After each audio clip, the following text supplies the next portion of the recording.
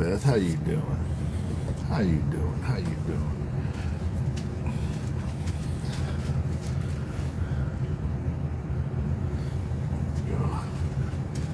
See if that helps at all. Yeah, a little bit. All right. Where was she at? Let's see here.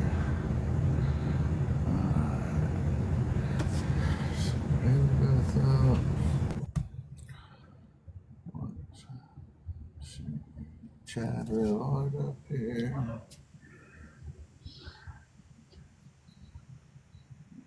Hey, Haley Beth, how are you? I'm good. Glad to hear it. Unmirror my video. And there he is. Grab A.S.H, man. Look at that, making it happen. Bang, bang, bang. Oh, thank you, Chuck. Appreciate you, brother. Good to see you. All right, Haley Beth, give me a mic check, little sister. Hey, Ginn and Chad Hey, and Haley Ash. Beth. Can you hear me? Can you hear me? Put my Yes, heart. ma'am. Can you hear me? Let's go. We got you. Right. A.S.H, man, how about you? We got you, man? Yes, sir. Yep. His is still catching up. Sound is still catching up on A.S.H. Chad, we got you, buddy. I got. All right. Did anybody hear Chad? Yeah, can you check?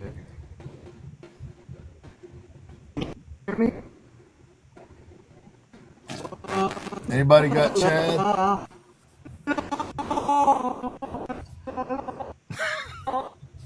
I hear like sorrowed, painful. Tip. There he is. I didn't do that.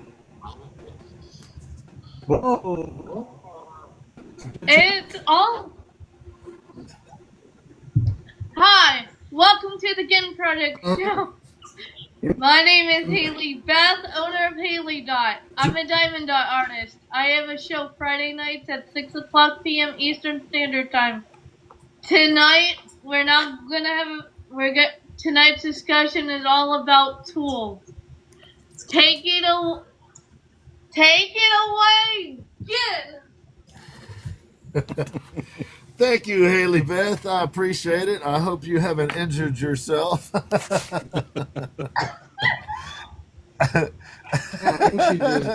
So, good. Haley Beth has a show Friday nights, 6 p.m. Eastern Time. Usually you can see most of us hanging out there giving her the business. We give her the business a lot. She gives us the business a lot. Now we're going to send her down to the basement. Thank you, Haley. Hey guys, if you're not tapping, you're napping. Perfect. Hey, Chipster, good to see you, buddy. Hey, Manny, how you doing? Crimson Rose. Always good to see the Crimson Rose. Let me see here. Who we missing? I think that gets us up to speed. Chad, is your stuff caught up yet? Are you good? I know A.S.H man is good. A.S.H man is good now. Man. What about Chad is frozen? There he is. He's unfrozen. Can you hear me? Man, I would like to take a collection up, y'all, for Chad's internet service. We might need to hold a funeral procession for it because it ain't just favorited. It's gonna be rough to do a panel discussion when this dude can't talk to us.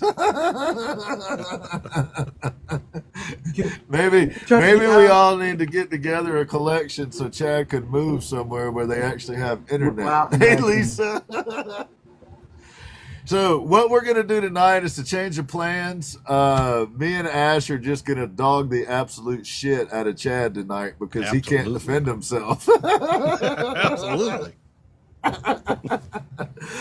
No, our friend, our guest, Abstra was not able to make it tonight. He is a technician for his job. And one of the people on the crew went on vacation this week. And unbeknownst to him, he got switched to the on-call schedule.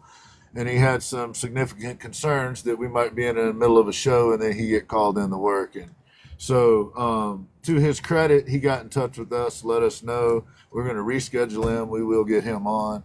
But we have a running list of ideas for our panel discussions. And we've put a list together. But I thought one of the things we could do in the run-up to our discussion tonight was throw it out there to some folks and see if they had any opinions on what they might like to hear in a panel discussion. Nice. I think what Chad is probably doing is rebooting everything, turning off his phone, turning off everything, and trying to get things to work again. So we're going to roll with him or roll without him, and then he'll be back before discussion time. He's trying to figure all that out. So tonight, the topic for the panel discussion is going to be tools, all things tools.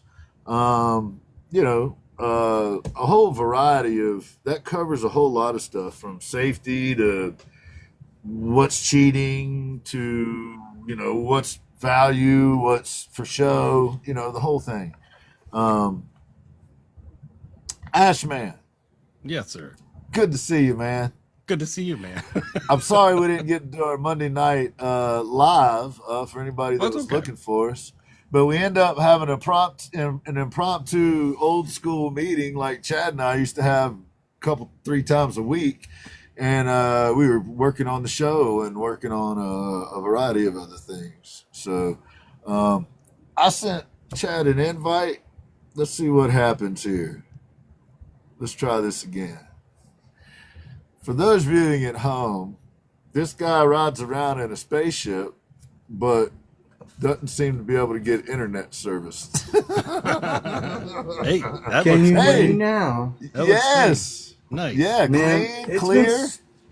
It's been storming here. I drove several hours away today to the airport and back, and there were like trees in the road. So it might be a bit shaky. Hey, look, going man, we're stupid looking for here. results, not excuses. All right? Hurricanes, tornadoes, whatever. We're looking for results, Chad, not excuses. Here's your result again. Here's your result. What up, Chipster? Whatever you say, Ducky. Whatever you say, Ducky. It looks like we had switched strategies, Chad. Our plan was, if you weren't able to come back, me and Ash were going to just absolutely dog the shit out of you for an hour and a half. Wait, well, Don't let me put that cut in. out and I'll watch from the FYP. Yes. It's crowded out there. It is. So we were telling them that we're going to talk about tools, all things tools tonight. And then we were also saying that we have a running list of topics that are potential topics for panel discussions on the show. And we were going to, during the show today, throw it out there to anybody that might have ideas of topics, and I'll add them to our topics list, and they might end up on the show. I think you're caught up. And then we said some other stuff about Chad and the spaceship and paying rent and maybe, Ship rent they don't- is high. they don't take chickens in trade for spaceships, and he's got a farm, so they're going to have to figure out, he can't take them 15 dozen eggs. Like they want space I cash. know. People, you guys start coming over and watching us at the Low Orbit Lounge, because the overhead over there just for the spaceship rental alone and upkeep is insane. It's expensive. It's Yeah. bad. Yeah, we should start promoting that. We orbit for a couple of hours, and you guys, it's unholy. I love it. So we were telling them also that Astro Motifs is a technician by trade, and the job that he's at, they have on-call shifts. We actually scheduled it to where he wasn't on one of his on-call shifts, but last week one of his teammates took a vacation this week, or put in for vacation this week. which meant that he got moved to the on-call list, and he was worried about potentially getting called in with a problem in the middle of the show or before the show or whatever. So to his credit, he got in touch with us, and we were able to work it out. But at any You hear rate, that, Ash? If we get called in, we get to leave. Oh. I know. yeah, that means you're both going to have to find real jobs.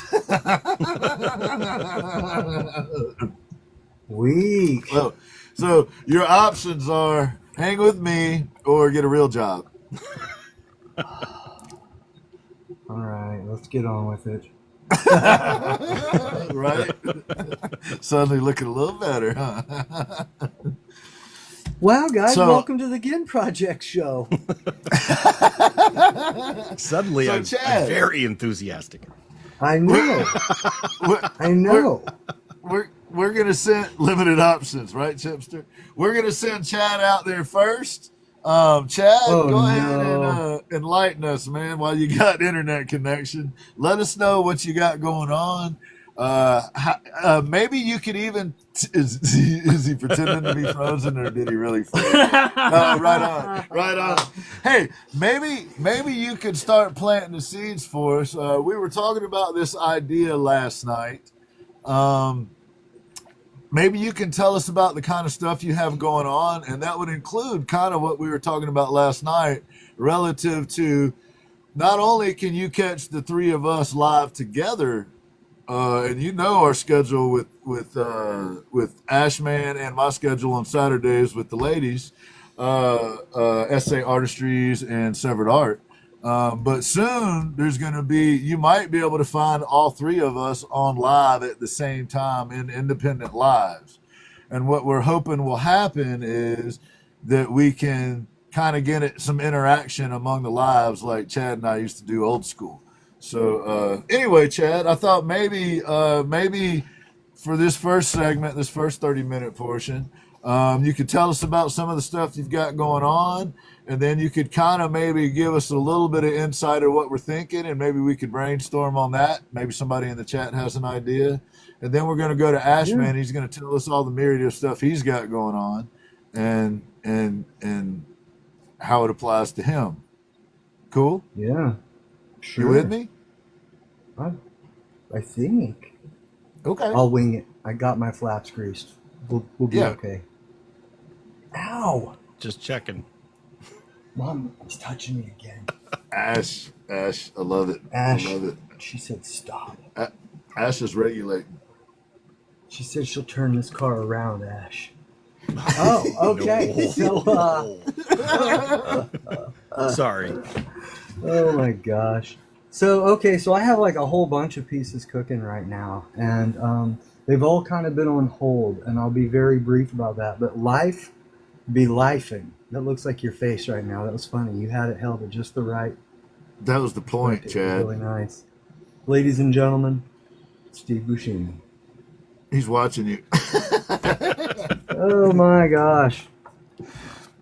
Very cool, Jay Davis. We actually just got back from Atlanta. Yes. We went over to a solo art show of our friend S.A. Artistries over in what's the name of that town? Marietta. And Marietta, her art is thank you. currently hanging on the banners in Midtown. They hung there all year, Yeah. and she's just got some new stuff about to go up. And Yeah. she's got an art Yeah, you should show go check them at the out. Heart, Soul, and Art Gallery on Roswell Road, 1470, I think it is, something like that. Something like that. If you're in that area, you can go by and check it out. That's her artwork right behind me. Anyway, sorry, Chad. Yeah. Yeah, no. It was cool. I was like, we were all there, and others were with us. We all came in from all over the country, and was like, cool. Go over, check out Heart and Soul. Heart Soul. Man, I always Heart, mess Soul, that and up. Art Gallery. And Thank you. S.A. Artistry solo show is there right now. It's going through It's September 27th. Is it the 27th? It might have ended. No, that's Laura. It might have ended already. She still It might have has art in there right now. I think she has a piece for the exhibit that's going on right now. The Heritage And Festival. No, that's separate, I believe. So if you hit her up or look, she's got the Heritage Festival, and then she also has a Day of the Dead thing coming up as well, all right there in that area. So Right on. Very cool. Right on. Very cool. So yeah, Right check on. out S.A. Artistries. It's Samantha the Starving Artist on here. She may peruse through here. I don't know. You can find her If in our not, bio. you can She's find in my her. bio. Yeah, definitely in his bio. There's a link tree She's in on my our bio. page. You can find her there. You can find these guys there. Yeah. She's local and she's nailing it right now. She's on fire. So yeah, I got a whole bunch of pieces all lined up right now that I've been working on. As some of you may know, I like to try to keep at least a couple going. Well, right now I have probably like 5 or 6, to be honest, and that's a lot for me. But I have been doing other things on other dimensions and other galaxies for a minute, and I've been tying all those up. So very soon you will see me on here doing flow states, making a ton of sawdust. I am unaliving trying to get back into my carving studio right now. I did actually step out there a moment ago, and it was painful to come back out without making sawdust. But I grabbed some tools. I grabbed a few little things for what we're going to be talking about this evening. You want to see one of the pieces I've been working on? One, Yeah. two. Hell Yeah. yeah. I mean, I got. You guys have already seen this, but I don't have very many pieces inside. Most of them are outside in my studio. This is a piece of willow that I am making into a wand. It will probably be one of the first things to take off when I get back out there making sawdust, as early as possibly this evening or tomorrow. That's what I'm shooting for. So this is willow. It's going to have some inlays on both ends. Looks very Told much y'all like he was a nerd. bone or I've been something telling here. y'all. I am a nerd. I'm going to be like Guineus Sacgreasius. Disappearamus.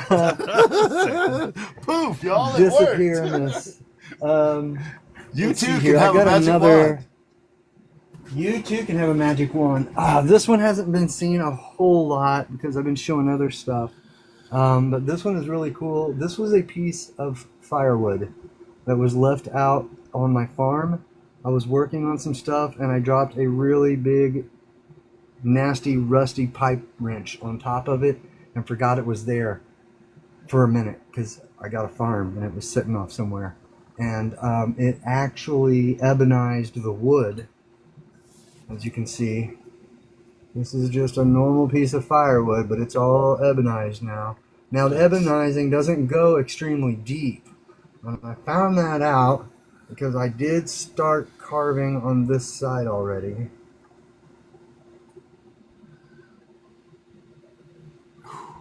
This is what I've been working on here. It's got I think tentacles. the chains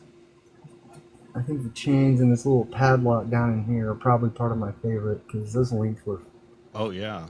They were fun / pain in the ass. I understand that. So yeah, and I'm gonna do another ebonizing process. Chuck, I'm gonna do another ebonizing process on all of it once I'm done, and we'll discuss that at a different time because there'll be a lot of questions when I start talking about that. I mean, I'll answer the questions, but now is not the time. I like it. I have a giant square guitar too sitting next to me. Would you like me to show that? SpongeBob. Let's see it. SpongeBob. You He guys did wanna a see my SpongeBob SpongeBob guitar, guitar? y'all, and I'm a fan. I'm here for it. It's done. I'm the It's got a first one to starfish get on it. completely done. It's got your starfish on it. Stop it. We're gonna play a game later, kids. Identify the starfish. Gotta count never mind. So I'm the first one to finish one of these custom badass guitars, and this is the SpongeBob guitar. Are you ready, kids? It's going to be amazing. I can't wait to put a neck back on it. It will be amazing, but this is the big giant block that I get to start with. Nice. Look at that. It's gonna be cute. It's even got a knot hole in it for you. I put mustard in there. That's where I keep my mustard. Kira Wilson. All right, guys, I gotta go. Not what you think. Not what you think. Not what you think. It's exactly what you think. Mustard. Well, Kira, that right there, that's a mustard. That's your mustard place. It is what you think. What good would a SpongeBob guitar be without a mustard storage? True. Right. Anyway, That might be I'm also that might gonna be doing a SpongeBob book. Starfish. That's what I was thinking. This is about to be a I hate book. myself So yes, right now. I hate myself. starfish. I hate myself. Woof. Woof.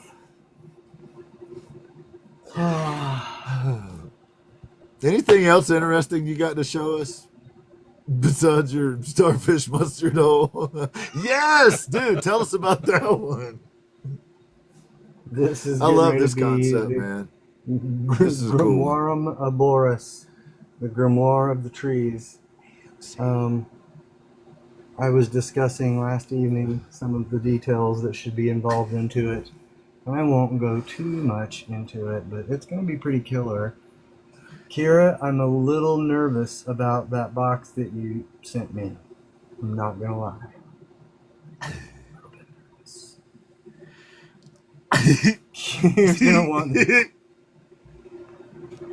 Hey, blooming bouquet. I put the Kira Mojo on it already. So yeah, those are a few of the things that I have going. She said I it's have, kid safe. Okay. So I can open it in front of these guys, is what you're saying. Yeah. Thank you, Kira. The thing about it is that grimoire. Grimoire, yes. Grimoire. I'm telling y'all, he's got this idea. It's gonna look like a book. It's gonna have creatures, and there's gonna be like, I'm telling y'all, like all he did was just hold up a block of wood and just went on about his business. Ash, unless I missed something here, yeah, he kind of did that. But the concept that he This has is gonna for be that something cool. Yeah.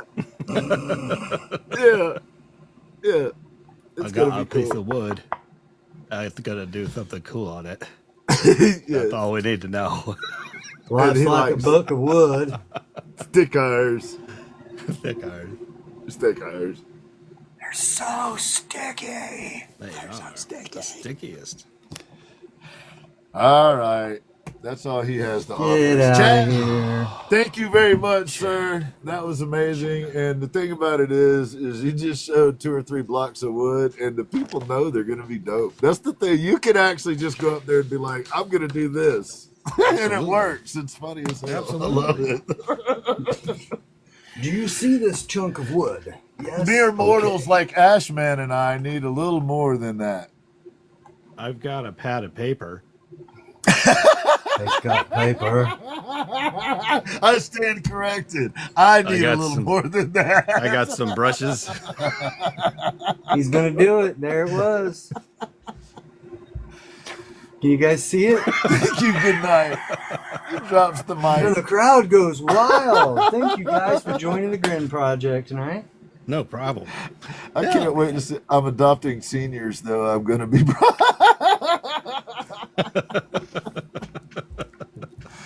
Oh, man. Oh boy. Yeah. Ash, man. Yes. You got all kinds of stuff to tell us about, man. I do.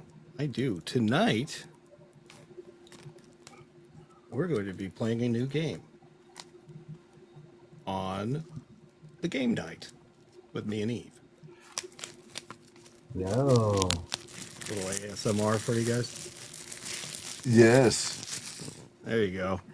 I'm not sure what the proper response to ASMR is, but whatever it is, I just did. I don't either, but Chad did. He got it. But we're going to be playing a game called Lyrically Correct, a music trivia pop quiz game. It covers music from the 90s to the 2000s. So that's what we're going to be doing tonight. If you guys want to join us at 1 o'clock Eastern, That's or 1 Eastern. 10 o'clock Pacific. It's a lot of fun, y'all. That's midnight It central. is. It is. I run off like trivia, and the chat all joins in, sees who can win, who can get it right. I got talking to from the younger crowd saying that I was doing my old music, so old movies. So we got new trivia.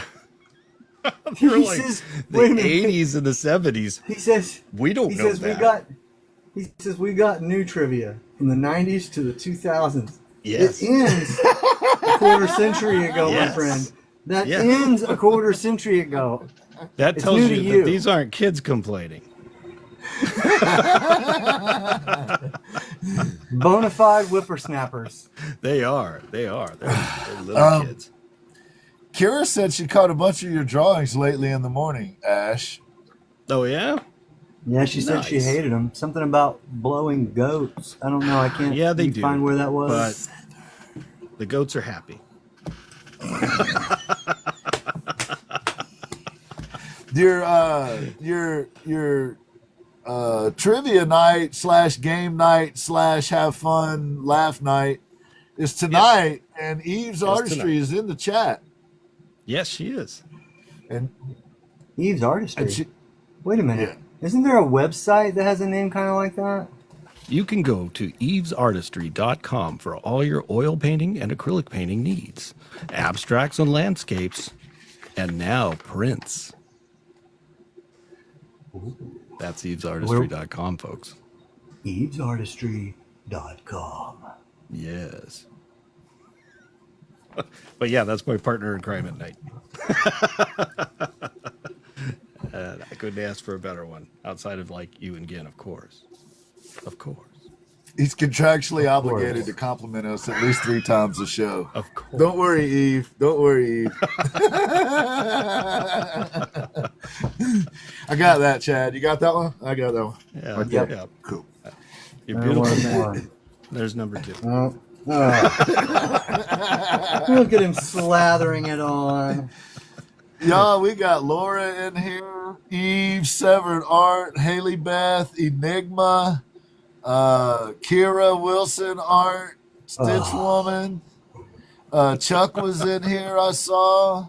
Oh, and by the way, our buddy Goopy, wherever you are out there, brother, congratulations. We love you, man. Goopy's got a new little son. Yeah, dude. Absolutely. And we're here for it. So, Congratulate him if you see him. Yes. you also have a podcast called Genteel Poverty. Genteel Poverty. It's on any of the platforms outside of Pandora because Pandora just for some reason will not work with me. But yeah, it's a interesting podcast about heady topics, anything from gaming to marriage to whatever comes up and crosses our fancy. So yeah, so Genteel Poverty is another thing I do.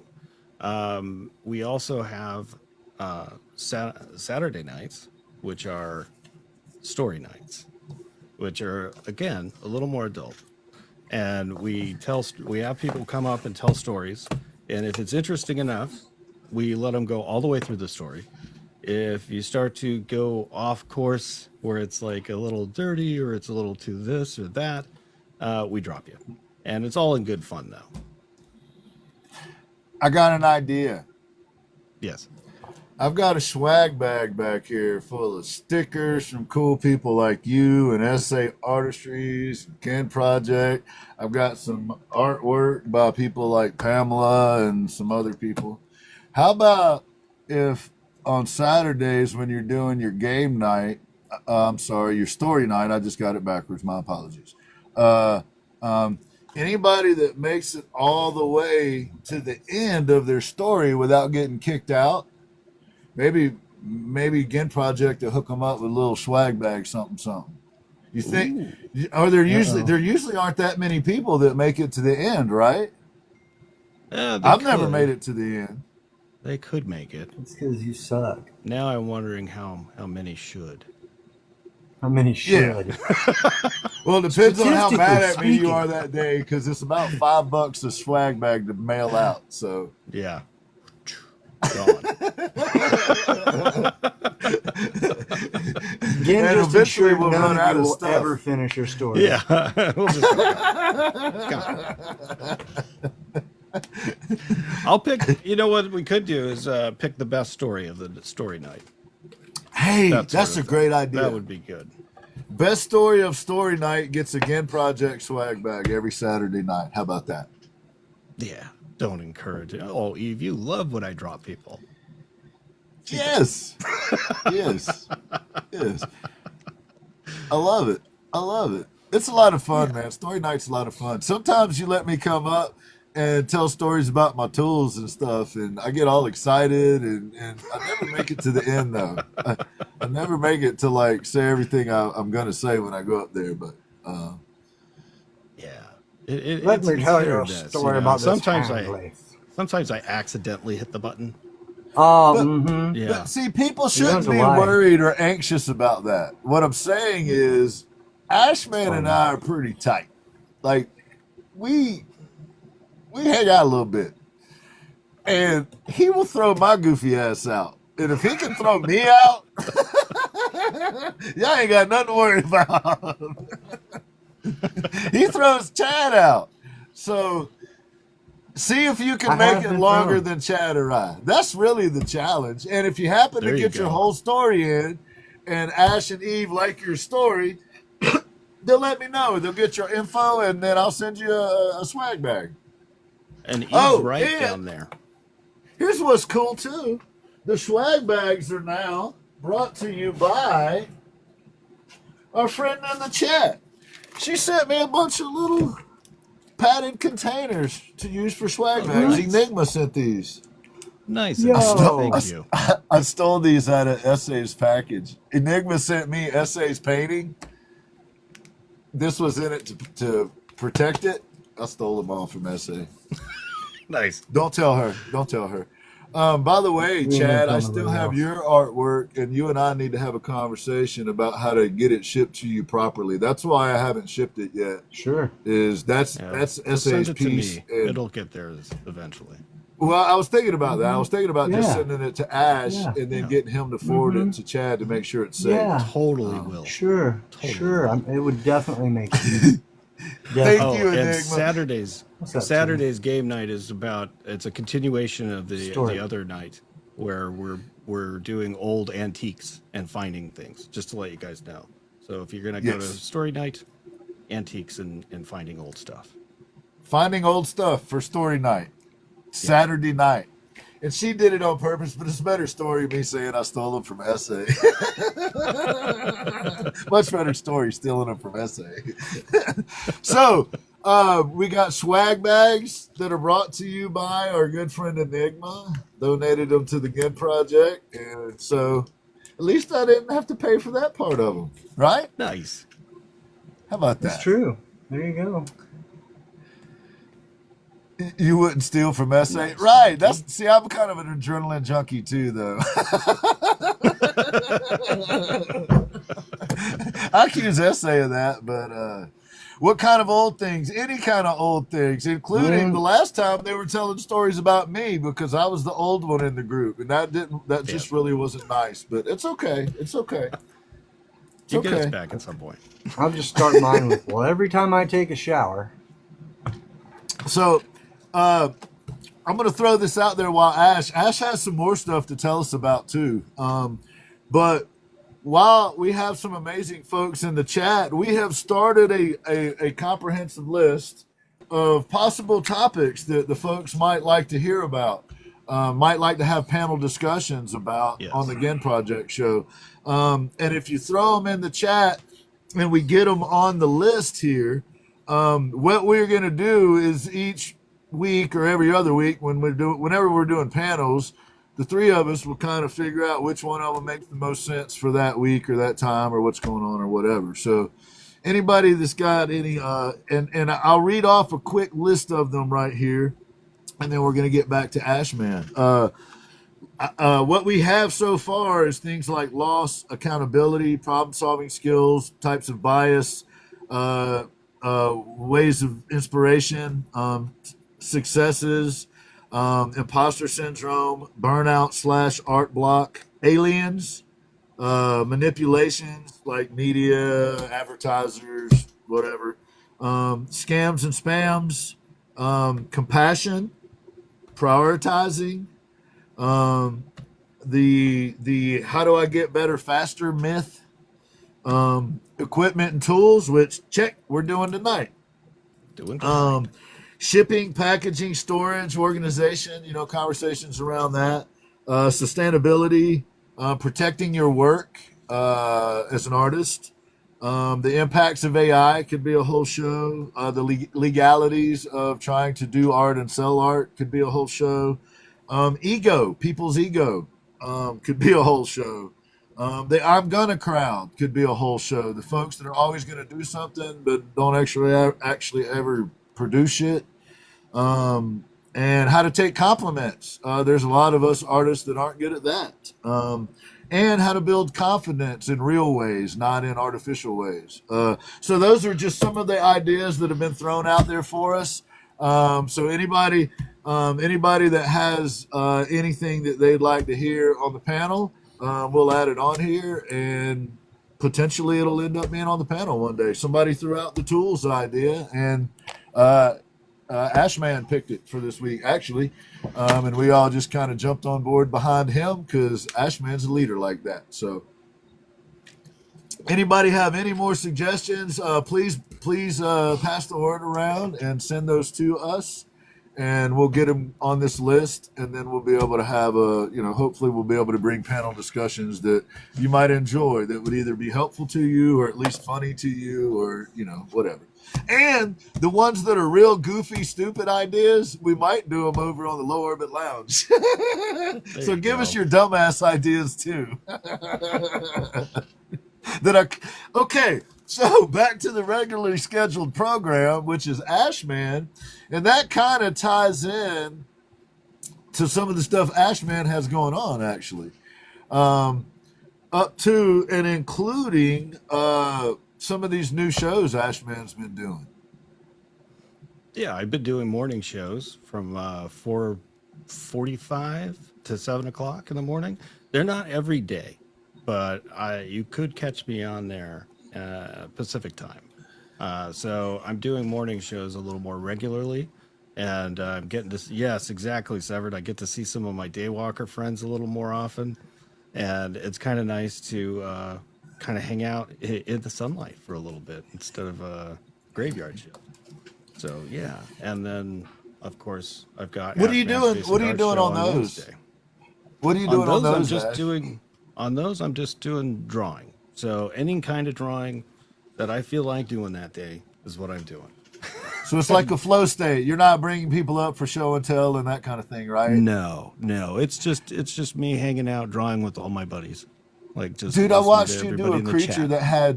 that had like wings or something that looked similar to that. Was that this morning or the one before last? Yeah, that was this morning, I believe.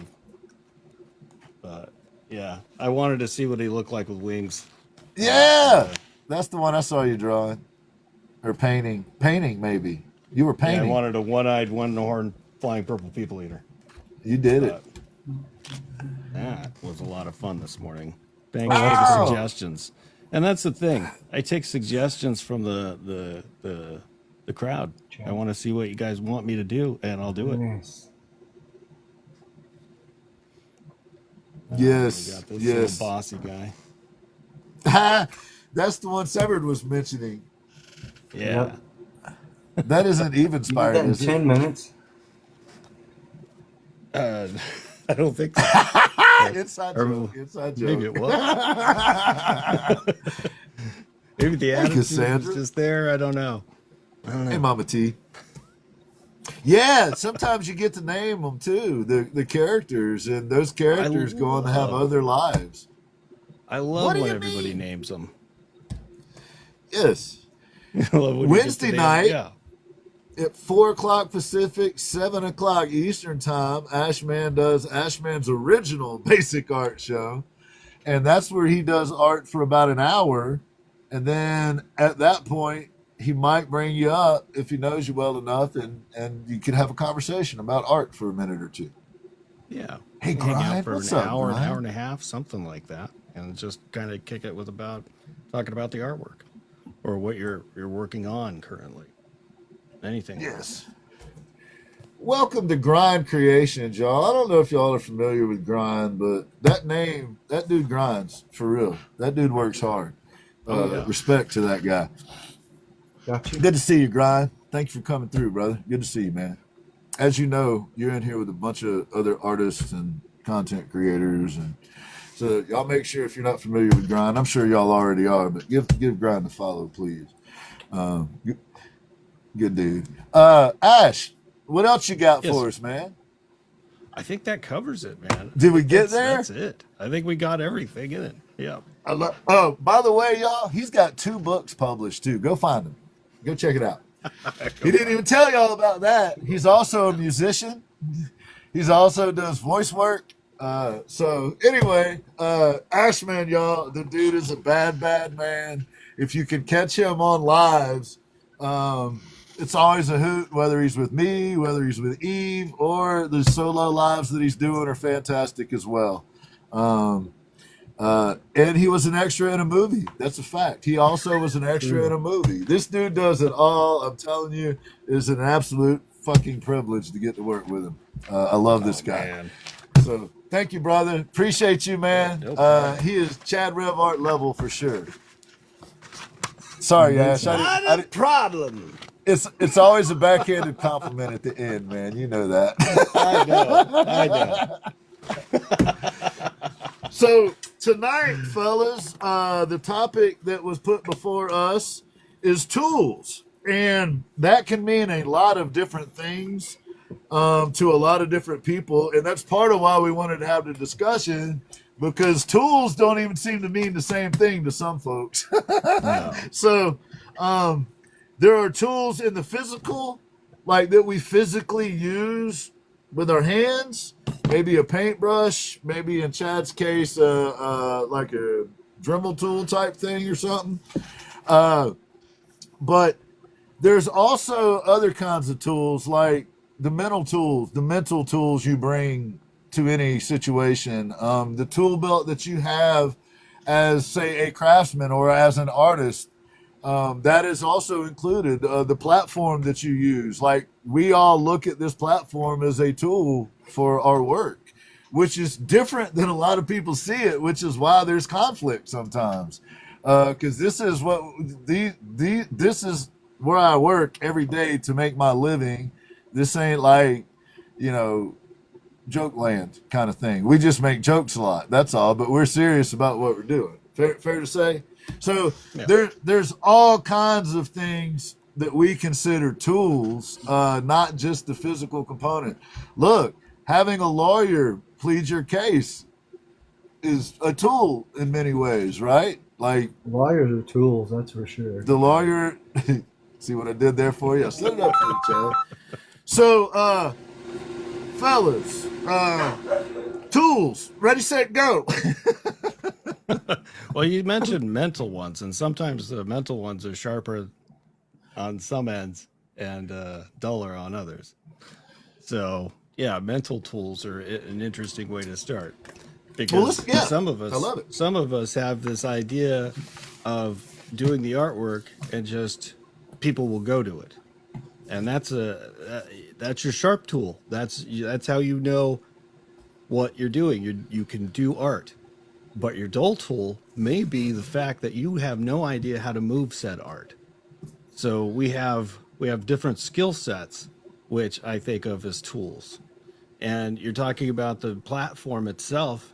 It is a tool, and the way we're communicating helps with our artwork. So it's a very sharpened tool as long as you're using it correctly. So I don't know, guys. What do you think about that? Mental tools. I think they're absolutely crucial. I mean, you guys that know me really well know that I feel like that's the part of the game that a lot of people aren't reaching their full potential on, to be honest with you. As you pointed out, how you're going to market your product takes a different side of the brain than creating the product, so to speak. Yes. And it sucks, but you're never going to be successful if you don't put that work in too. It seems like people have this concept that the only tools that matter are the ones that do the art, and they forget the fact that promoting the art, collaborating so that you have connections with other artists, and there's all kinds of other things that you kind of got to do if you want to be serious about making a living doing it. Yeah, absolutely. Yeah. Kira mentioned protecting the balance between the two, and often it's like you said, a lot of people think they're going to make the art and that's it. That's all they got to do. But often you spend more time, unfortunately, doing the business end, whether it's promoting or the books or organizing or the list goes on. We have to wear at least 15, 20 different hats just to try to be a working artist. Absolutely. Yeah, definitely. I know. Right, I know. For most of us, we're a jack of many trades when it comes to promoting our art, making our art, selling our art, and it starts to sound funny when you art. But yeah, whatever you. He's over here create. clubbing baby seals, y'all. It's easy to get stuck on one side or the other, right, Laura? And I also feel like there's this kind of lag maybe that happens, and like Laura's pointing out, people enjoy doing the art part, or like Ash was pointing out, or Chad, and but the administrative part is so important. And the thing about it is, thing about being like a complete person, like the people we respect is kind of the total package as human beings, right? There's usually an accountability side with them and a compassionate side, right? And a lot of the tools that they bring to play are like, maybe they're more compassionate, right? So that's how they handle situations, is the tool belt that they kind of use has a more compassionate bent to it. Somebody else might handle the exact situation with a little more firmness, or a little more don't give a shit, or whatever. A lot of times that has to do with life experience, but also it also has to do with social tools. Some of us have more social tools than others, right? A lot of what I used to do as a living was help my clients learn to navigate kind of the social rules, because that ain't something necessarily taught in school. For example, if you want to go apply for a job, generally it's a good idea to show up clean, with clean clothes on, with maybe brush teeth, don't chew gum. It looks bad when you're interviewing with somebody smacking on gum. But there's just some little clues that people may not know that can be taught, right? So some of the tools that we're talking about are things that are learned behaviors, essentially. It's funny, you just talked about something interesting. You said socially. So like I have a different persona here than I do when I'm out and about. My tools on the streets are duller than they are here. So I'm more at ease talking to you guys here than I would be in front of you. And these are tools that I need to be having sharpened. But at the same point, this is my medium. So it's easier to talk to people this way. And yeah, knowing what tools are sharp and what tools are dull is important. Not just... Well, that's a great example. Like, I see people set up their lives on their weaknesses rather than their strengths, for example, right? Yes. Like, what I'm trying to say is, instead of gearing it towards what they're good at or the personality traits that people like, they try to hide the other stuff, and they spend more time trying to cover up what they don't like than rather just show us what you do like about yourself. Does that make any sense at all? Kind of. No, that makes sense to me. Yeah. But social skills, of course, to an ex-social worker, are part of your tool belt. In your tool belt, you have your emotional skill set, right? You have your physical skill set. You have, a lot of people have a spiritual, of all different types, skill set. And those are equally, if not more important than these types of tools, in my opinion. Because I can be really proficient at using this, but if I can't get along with anyone and I can't promote my own art, doesn't matter how good I am with this, nobody's going to buy your shit. Nobody's going to want to deal with you. Right. Exactly. So there are people, look, we had a meeting last night, and it was pointed out to me that I need to do a better job of arriving in certain places, right? On time and in line. And I will do that. But if you're not willing to be open to how you can improve or accepting of constructive criticism, then you've already lost. You're never going to, like, this whole fantasy that you're going to be able to do, like, the exact art that you want to do, the way you want to do it, without ever putting in the groundwork, is a myth. I've been doing the woodworking thing for 16-ish years, right? I started out with just a handful of tools. Yeah. And now it's like we were talking about, it must be nice, right? You got a shop full of tools. Well, yeah, that took planning and effort and work and a lot of cash. Many decades of building. Yeah. That had to be earned by planning and work and effort. It's funny because you started talking about that, and the idea of tools and expense and the price point of tools and that sort of thing, whether it's like brushes or ink pens or whatever it is, we tend to worry about, is this the best one for me at this grade? Is this the best thing I could be using? Instead of just starting and just working. Because I started with a number 2 pencil and typewriter paper growing up.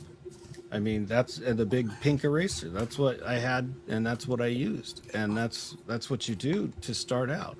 You got to walk before you can run, right? You know, Chad. I mean, what when you started out? What did you start out with carving? I started out with a Dremel that was for our dog's nails. Nice. And a piece of scarlet oak branch off the ground here on my farm that I thought looked cool. I didn't have a flex cable. I didn't have any special burrs or bits. I just had like what's in the little bitty, when you buy a Dremel, you get, that's what I had to use. And so that's what I grabbed. And so you're manhandling that big Dremel to get all that work in. That's incredible. Yeah, I actually have it sitting here, right here. The one that I started with. Salty said me too. Yeah. It now has a flex shaft on it because I still use it. Yeah. But this is what I started with, an 8220, I believe, if I remember correct. Yes. Nice. And it's a battery operated. We bought it for our dog's nails. And that's what it was used for a very long time. And then I went, let's see what I can do with it. Yeah, right. Salty burned them all up. Yeah. Manny makes an interesting point, Chad. We were talking about this last night. And we're probably going to bounce all over here, and that's my fault, man. There's so many interesting things here. But Manny mentioned she always tries to start with the cheapest version of the tool she wants to learn, and we were talking about that last night. Ash was pointing out, and Chad, that very thing. We all had strategies that were similar. Yeah. Well, Manny, I've only been doing this for just over a couple of years now. It does still work. I have a dolly next to my carving station, and I hang my Dremels there on little C clamps. Look an awful lot like this one right here. And they clip on my dolly. And I'll have a couple of different setups, like this one right now. Has this. And I would bet money if I walked out there, I would have a more average burr or some kind of fine working burr on my other tongue up right now. But I didn't start with all that. I just started with the that 8220. Nice. And we were talking about that last night too, like what Salty says. I still use the hell out of my first chisel set, love them forever. We all have tools that we've kept around, even though we've, some of them I've outgrown, but I still keep them because they remind me of when I was starting out. And others, Right. even though I started with them in the beginning, they still work fine. Mm-hmm. You didn't have to move up and up and up and pay more for something that didn't give you more, Right. Well, I also found a lot of the tools I bought, like some of them I could get away with not using them. But it would take me so much longer and so much more work. Yeah. So, over time, you find something, it's like, if I went ahead and got this, it would, cut half the time here. Yeah. Or it might make it, Oh, yeah. Oh, thanks, Drastic. Yeah, Drastic's my in real life friend, and Drastic was wanted to there know for a why lot you of hadn't done Drastic's nails if you're doing the dog's nails. well, kick your shoes off, Inquiring Drastic. minds want to know. There you go. Inquiring Can you minds get want me to while know. you're at it? You mind doing my toenails, Chad? Yeah, I got Gonna an need a bigger burr. I got an extreme burr over here. We'll break. Something a little more aggressive. Y'all don't I forget got to you, go to Ginn. eavesartistry.com. There That's you go. perfect, bro. That's perfect. That's awesome. There you go. Get in there. Hey, thanks everybody for joining us. Lost, I see you, man. Appreciate you coming in. That's Lost Paintbrush artwork, right? There. Drastic, good to see you, of course. Tigger, thanks for coming in. Anyway, just want to say hi to them folks real quick. Never. So, the whole tool thing, we were talking about mid-level tools, right? One of the strategies that I used was I repaired some tools. I had a connection in an antique store. I would repair some of them. They would be for sale at the store. And then other ones I would repair and keep. And I would use the money from what I sold at the store to pay for the ones that I needed to work on whatever project. And the other thing that I did was I started on small projects. My first ones were like picture frame type stuff. And as I did more complicated projects and needed more complicated tools, that's how I went about getting them. And then because of the work that I was doing, a guy that was retiring locally in the woodworking business saw my work around. He contacted a friend of mine and put me in touch with him and sold me his shop really inexpensively because he wanted his tools to still be used. So almost all of the tools that I have, the really good stuff, the stop saw and the bandsaw and that kind of stuff, the router table, are all secondhand stuff. It's quality stuff, but I bought it from a guy that took care of it. I do the same thing. I buy whatever I can when I can that's used, because I have a ring light that's worth about $200, but I bought it for $10 at Goodwill. I mean, you just kind of keep your eyes out, that sort of thing, you know. I have a $20 ring light that costs $20. That's worth about $2. I would probably rather have yours.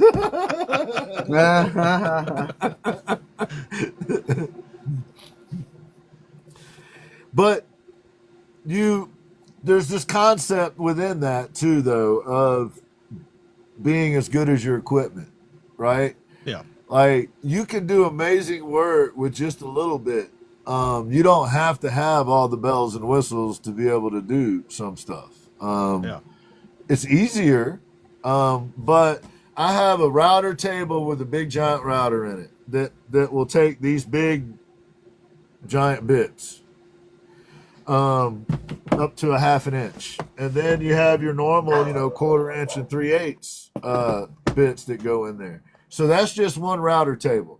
And then I have the router the same size that's not in a table that you could use. And then there's the little handheld router. And palm router, yeah. And then I have little router bases that go on my Dremel tool that turn my Dremel tool into a router.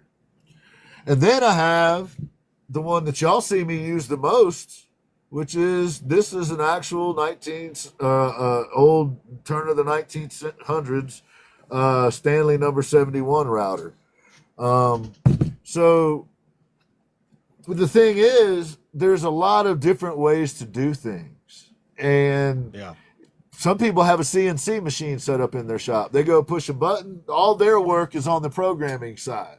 They program the machine to do what they want. They put a wood blank in it and push a button, and out of it comes a guitar body or a neck, for example. Yeah. For me, I use these things predominantly to carve a neck.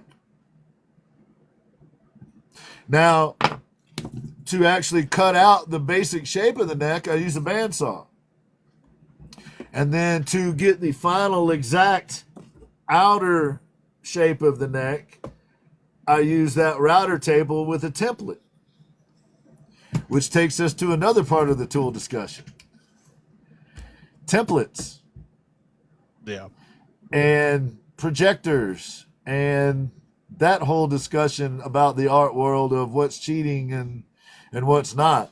But I use, in the process of making the guitars, everything from modern power tools, and I make sure that all the shaping and all the final details are done by hand. Oh yeah. Yeah. Right? Yeah. Does that make them any better than somebody that's whole guitars made on a CNC machine? Not necessarily. The thing is, you can hand a beginner's oil painting set to Kandinsky and give me the best stuff in the world. Kandinsky's going to outpaint me. That's all there is to it. It's whose hands is it in? That's my thing. Is, whoever is the master at what they're doing is going to use whatever small amount or big amount of equipment, and they're going to do great things. Or if you're not up to par, you're not going to do it. So it's all about the person, the individual. Yes. Now, I would argue, Chad, and you help me here, please. I would argue that sometimes the materials need to match where it's going, or the price tag you're planning to put on it. So for me, for example, I built furniture with joinery, and that took a lot of extra work because you don't use screws and fasteners and stuff. You use either dowels or mortise and tenon joints or whatever. And it requires more skill. It requires more time and effort, which makes the product more expensive. Sure, you could go to IKEA and buy something in a similar style to something that I make, but I can't make what I do for IKEA prices, for example, right? Yeah. So, one of the things we try to do is trim down the amount of time it takes to do something, right? And that's where a lot of people can find where they can make it less expensive, right? In my case, doing stuff by hand, that ain't really a good strategy. So I can't get it that way, right? So where I'm able to use power tools, I do. I mill the wood with a chainsaw. I cut it out with a bandsaw. I run it through a planer to get it the right thickness that I need a lot of times. So kind of use what's practical or what you have at hand.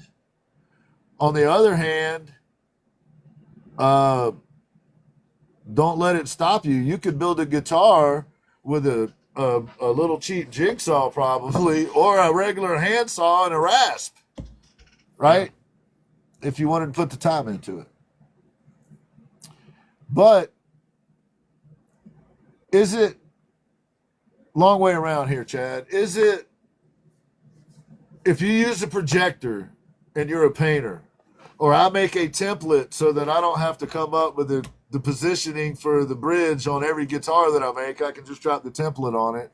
Or if you're a sculptor and you put some kind of projection on it and sketch it out what the basic outline is going to be or something.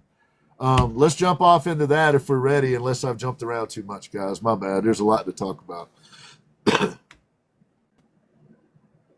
You're muted, bud. Hey, there we go. I think things like a projector are a great tool, but it's just like any other tool. I mean, I could take a rake and I could clean the yard, or I could like murder you with it, you know? And it's kind of the same thing with that. I mean, if I want to take a tree trunk and project something that I've drawn up onto that tree trunk so I can carve it, and then look at it and it's still there, and rather than it's removed every time I record, you know, there is, to me, in my opinion, that's an intelligent move, because I don't have to keep trying to figure out where it is and keep trying to sketch it out over and over again. Now, that being said, I've also seen people right here on TikTok literally take other people's art, project it onto a canvas, and we'll just use the word steal the art by doing that. Now, at that point, that's murdering somebody with the rake. You're not cleaning your yard. You're not tending to your garden. You're just a jerk. You know, if you're using that projector to do your own work, your own sketches, your own stuff, sure. Okay. But if you're using it just to lift other people's hard work, then you're kind of low on the... Oh, yeah. And Kira said something that I was going to say, actually. I know a lot of people use projectors, but they don't know how to draw. And when they go to the projector and they think, I'm just going to copy this, and they think it's going to come out okay, and it doesn't. Because if you're projecting a face and you don't know anatomy, when the projecting lines are gone, it's going to just look like a mess, and you're not going to know where you're going and what you're doing. So know what you're doing with the tool first that you're given. But yeah, ripping off people, no way, man. And it is to make your stuff bigger and your stuff that you created better, you know. Yes. You know, those folks, they walk among you. I know. Salty makes a good point. You know, she said her husband asked her the question, so do you want to be a production artist or a fine artist? And I think there's a good point in that same conversation, right? I don't think I think there are people that don't know the answer to that question about what they do. And I think the answer is that a lot of us do both, but you got to understand when you're switching gears. I can't take something that's not fine art and try to sell it as fine art just because I made it. Now, if I put the time and effort in to make a guitar or a table that's done with joinery or whatever, and it's fine art, then it's fine art. But if somebody wants me to make a coffee table real quick with screws and just, you know, cut some corners, then it's no longer fine art. Even though I made it, I can't charge fine art prices for it, regardless. Yeah. Right. Yeah, because I could pop out the wood burnings and just keep doing the same one over and over and over and over and over. Sure. And I could get those done in like I think a half hour. I can knock one out. And if Dude, you're fast. If I just set up an assembly line of just doing one version You knock of that it down one. 5-10 minutes over and over and over again. Yeah, exactly. And then it's like, Mm-hmm. is that fine art? No, it's not. It's production art. It's moved into its own thing. And yeah, Sure. one-off is Yeah, so much Kira. different. One-off is so Yeah. much different. And that is a viable path for some people. You're right. It Kira. is. Yeah. Everybody has a different, Oh, thing yeah. that they Oh, want there's to nothing do. dirty about saying that word, production Sure. art. It's I used to do that for a living, and I made a lot of money doing that, and it was an easy job to do, and it was fun at times, and it still kept me going in the art field. So there's nothing wrong with that. Right, absolutely. Absolutely, 100%. Like, here's how I knew that I didn't want to be a production woodworker guy. I did some production jobs. I realized that, hey, this isn't where I'm going to excel.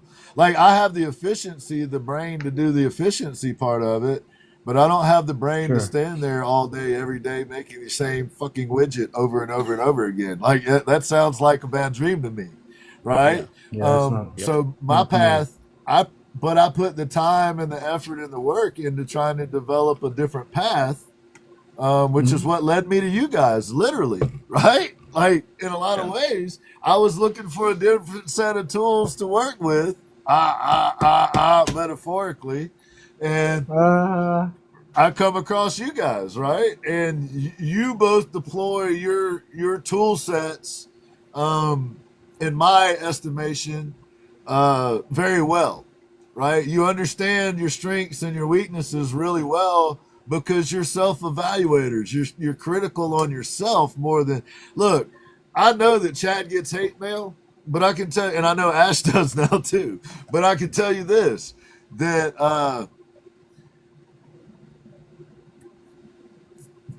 the way they do things and the way they handle their business, I get to work with them behind the scenes, and they are extremely professional and extremely thoughtful and extremely courteous. And that goes hand in hand with doing good business. Every business venture isn't going to be successful. The overwhelming majority of business ventures fail. So if you go into it feeling like you can never fail because your artwork is so great, for example, you're probably going to fall on your head. Yeah. And the difference between production and fine art changes as well. Yes. Like, decade by decade, every 5 years, whatever, some things that are now considered fine art didn't used to be, and some things that used to be considered fine art are no longer considered fine art. Oh, yeah. Yeah. So you got to be adaptable. Yeah. It's true. There's some things that'll come into fashion and leave and never be seen again. And then there are things that come back up, like Art Deco or something like that. They'll come around every 10 years or so. And yeah, you want to stay sharp in your field and, like you said, become adaptable and move with it. Because if you don't adapt, you get left behind. It is true. There are favorites that we get attached to, right? There are things that we like to use for various reasons. Sometimes I will choose a tool when we're doing lives because it's quieter. It takes longer, but we can let the music play. We can still have conversation. We can still do whatever. Other times I ride with Ash and I'm able to just mute, and he's got music playing or whatever. So the things that you like to work with physically as tools tend to be the ones closest here that y'all always see me working with. But also, it's the platform. Like, Ash doesn't care for Big O, right? That's for what fair. I don't either, for whatever reason. Like, I'm with you. I'm just pointing out that was a tool that we tried. We were kind of like, well, in its current iteration, this ain't really our thing, right? And there are other people that took that tool and sharpened it and made it good, and now they make a living over there on that platform, literally.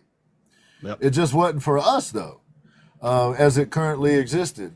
But So there's some tools you try, you have to accept that they don't work out. But the opposite of that is those tools that are our favorite ones to use. Yeah. This one is a spoke shave that was my great-great-grandfather's. I never met him. I know very little about him. He probably wouldn't like me because he was from the 1800s. But I love using this tool because to me it's carrying on a legacy in a way. It's carrying on. This many generations later, also make a living working with my hands. And if he didn't like anything else about me, I guarantee you he would like that. Yes. Yeah. I would think so.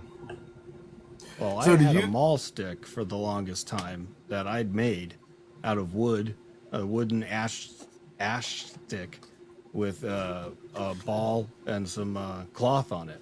But that broke. I had it for like 30 years. But now I have the fancy carbon fiber one.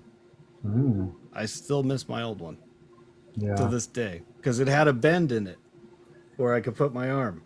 It had a nice It was bend perfect. to it. So it was perfect.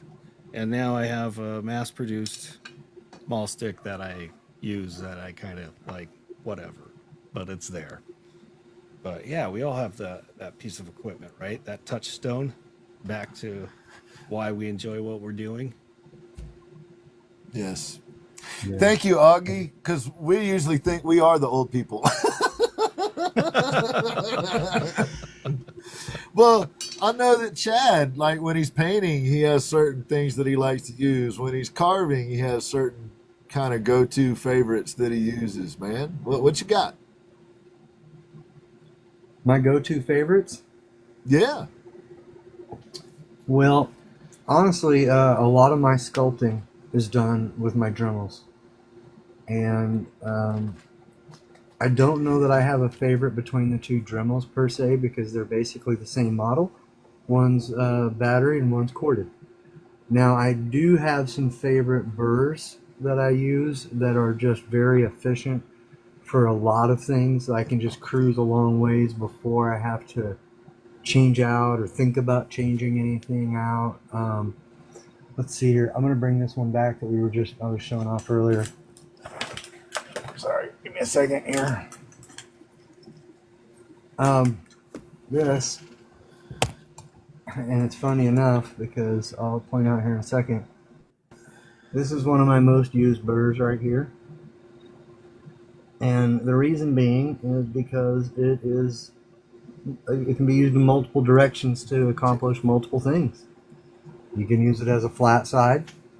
You can use it at the tip, and you get a very sharp point. You can use the back side of the curve. Like, it has multiple uses. So that's probably one of my go-tos. And as a matter of fact, let's see, Dremel and variety of tips is awesome. Yeah, absolutely, Augie. Like, no, if I was still having to work with those tools, I'd be toast because my hands, I'm old and they would not deal with it. Like, I thought I was going to get some like hand chisels and stuff, and not for me. I mean, I really Jeff, appreciate the that's people that do. But what's funny is if you notice, this is the exact same burr, but it's the 1/4-inch shaft, and it's much larger for my die grinder. So this is a very, very useful burr shape that they came out with. Now, this is also, both of these are extremes. So I ask can you a really question? get down. Sure. Are these really your favorites, or because you are sponsored by Cult Saw, you're contractually obligated to tell us those are your favorites? You know the answer to this one. No, it's because I love Kutzall's stuff. They made a burr Kutzall for you, is didn't they? extremely. That's what I'm They going made a with. set. You kept whole saying set. you needed a particular shaped burr, and then they sent you some. Yeah, I told them over and over again that they needed very small, detail grit burrs, like tiny ones, because every time you get down to a certain size, you would have to switch out to, if you're going to start with beginner stuff, you would use stuff like this. Oh yeah. And that is what's called a double cut carbide burr. Okay? Which these are cool, and I still use them to a point. To a point. These come in all sorts of shapes. But these you can pick up at like any kind of hardware store. You can pick them up on Amazon, like a whole package of them. Yeah. Like, oh, give me a second. I brought several things out to be able to show people. You can get a package of them for like less than 20 bucks. And if you get on Amazon or something like that, you can get them for like 15. These are blades. These are a little different, but you can get these carbides. But I kept begging and pleading, and finally they brought out a set. I don't know, it's been 6 months ago maybe now. They brought out a new set of detail fine grit. I did not, however, grab those, I don't think. I brought all sorts of other cuts off stuff to show off. But yeah. Yes, Laura, I do. Guys, as he mentioned, I am a Cuts All affiliate.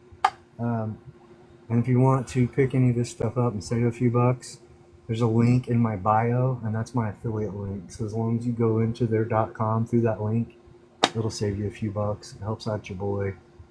But I am an affiliate because I use this and love this and love this and love this. And I've used some other burr sets from other companies, and while other companies make some decent ones, these are what I find. But these, like we were talking, these are upgraded things. You don't have to have these to be a sculptor. You don't have to have these to carve wood. You can use double cut carbides. However, you'll find that when you move to these, your work is smoother, your work is faster. It's just things of that nature. They don't go dull. But these are an upgrade. You can buy a whole set of these for about the price of one of these. So that goes right back to our tool usage and how far up the ladder or down the ladder you should go. Whereas I am a professional sculptor, I make the investment to make my job faster and easier. Could I do it without these? Yeah, sure, I did. I did quite a few pieces before I found this. And lots of conversations, lots of discussions behind them too, actually. That's the other, that's the thing. Like, he didn't get a Cuts-All sponsorship because he was jerking around. Like, he was working, using the tools, giving them feedback, contacting them. Hey, look, I'm using your product. I need something like this. And ended up, they're like, hey, and then, so, like, they had a contest last year, and this dude he went to his dad's house, cut off one of the fence posts in his field, and carved that into a prize-winning piece. It won the event. Yeah, I did take first with that one. It's pretty funny. So, yes, Augie, yes. So that experience kind of puts you out of your box. I remember that, Chad. I agree. Ezra, Chad is too damn amazing. Good to see you, Ezra. We're gonna do a show. We're gonna do a show with Ezra, y'all. One of the shows we're gonna do coming up, Ezra's gonna come on as a panelist. No bullshit. He's going to come on as a panelist, and we're going to do a whole conversation about agencies and our experience with them. And we'll have an actual agent here talking to us about such things. So looking forward to that, y'all. That's coming to a theater near you soon. But Chad, you turned that post into a prize-winning piece. Was that with the new burrs or with the older burrs? That was with the new burrs, the mini burrs. I'm just going to be honest, and I'm not trying to sell stuff. But there's no way I could have pulled that off in 10 days with like double cut carbide burrs. So that's where I was going with this. Here's the other consideration, right? You can't always have the tools that you need for the job, which means sometimes I've turned down jobs because I knew I wouldn't be able to do them well in the time frame that I was given.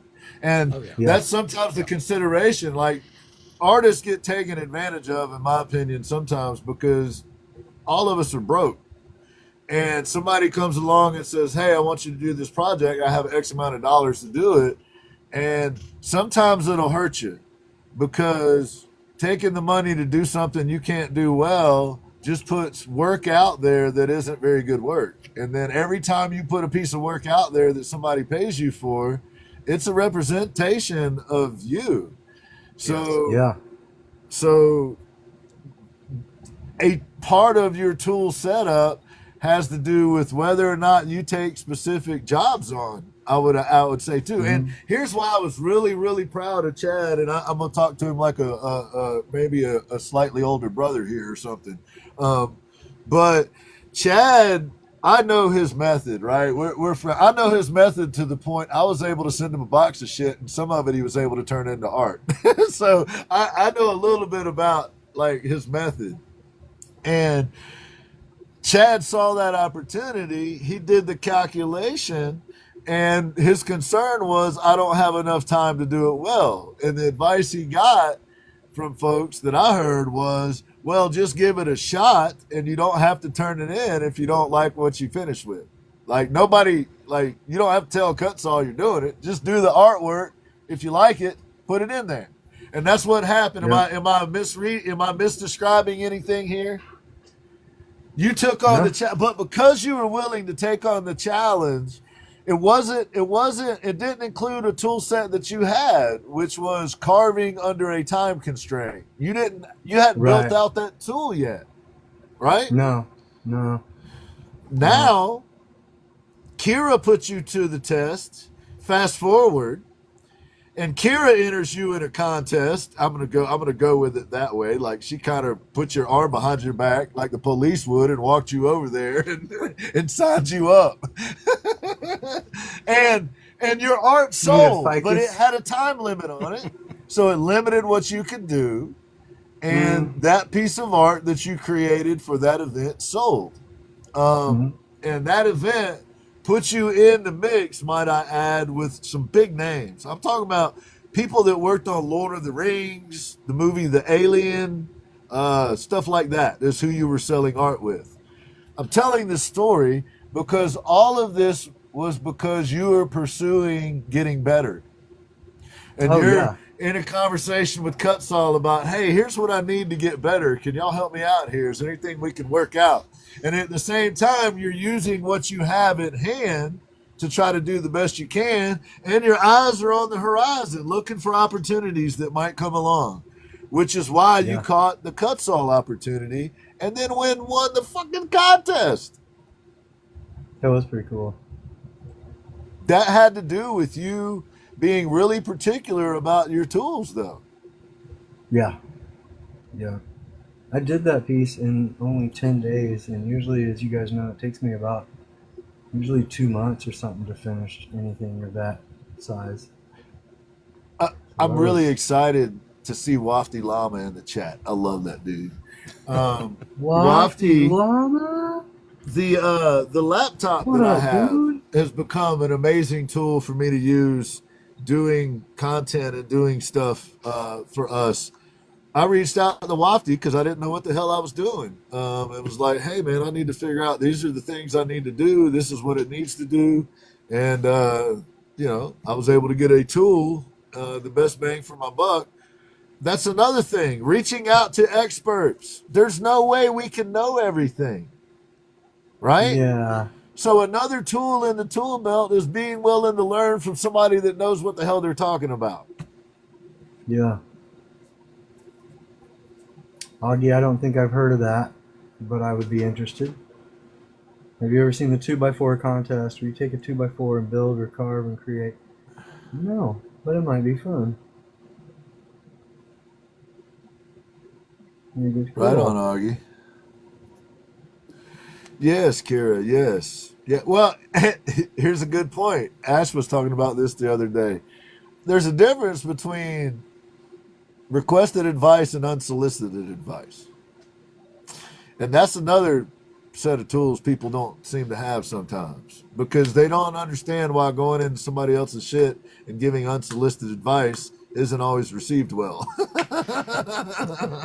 Whether the advice is good or not, understanding how to deploy the advice is another skill set that requires tools. That's a whole other panel discussion episode. Yeah, that's what I was thinking. That's, in and of itself, we can go really far. I'm like, we can scrape over the top of that one, but that's a whole episode in and of itself. But it goes into the idea of being part of our tool set, right? Being a part of how we deploy the selling our art or getting the word out there about our art. And that's, you know, totally switching gears. We have safety things in place on our live feeds because of experiences that we had and things that we have to deal with. So we have moderators, Laura and Spurs and others that are amazing for us. Stitch, who's in here.